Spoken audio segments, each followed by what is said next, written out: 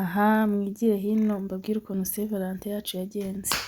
Twageze hano baduha karibu, ahangaha ureba ni kuri tapi itukura, murahagera mukabanza mukifotoza, nuko rero mugafata n'utuvidewo. Guess what? Murabona ino kanzu nayiguze mu Rwanda, ariko umva mube mundetse pe, ubutaha nibwo nzababwira aho nayiguze, ariko twari twasaze. Nuko rero mukagenda mufata utuvidewo hose aho mutambuka hose, gusa hari heza my dear, hari heza, ntabwo ushobora kubabwira ngo mubyumve. Batanga serivisi zose, ni heza, harasobanutse, ni ahasirimu, ni ahantu wakiyakira n'uwawe.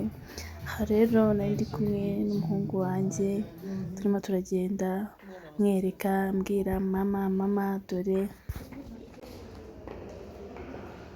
ambwira mama wabonye, agenda anyereka, ari kurangara nanjye ndi kurangara, ndimo na hano nari nkebutse ngiye kureba umugabo wanjye, nari musize inyuma n'umwana wanjye mbasize inyuma, ndagenda mpita mbasanga, mpita mubwira mfotora kano gafoto.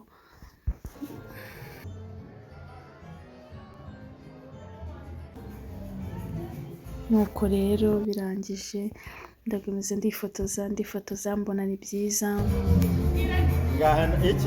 byose bihagije.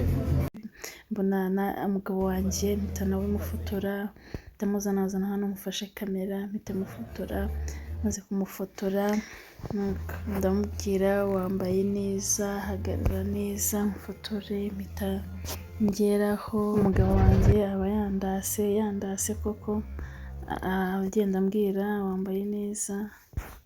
Mwebwe muri kumbona mute? Murabona umva byari biryoshye, ni ukuri Imana. Hano twe twishimye cyane, ndetse twe twishimye, amafoto yari yaraturyohanye, tubanye ubuki. Uyu munsi wagenze neza kabisa, biraryoshye. Buriya hari igice tutaberetse, ibyo twagiye dukonsoma byose, umva twabigezeho dushonje, ntitwibutse no gufata videwo.